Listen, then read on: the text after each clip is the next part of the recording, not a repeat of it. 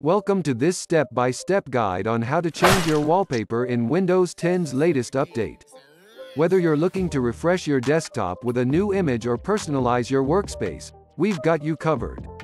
In this video, we'll walk you through the straightforward process of changing your wallpaper, ensuring your desktop reflects your style and mood. Let's dive right in and make your Windows 10 experience even more enjoyable.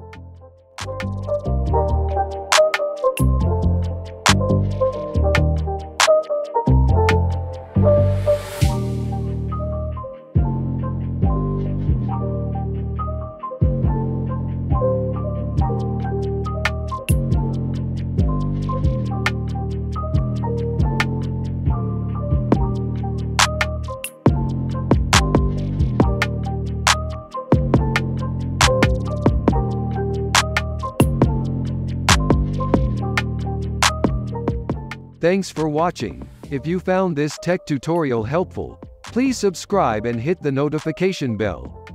Got questions or suggestions? Leave a comment below, and we'll get back to you.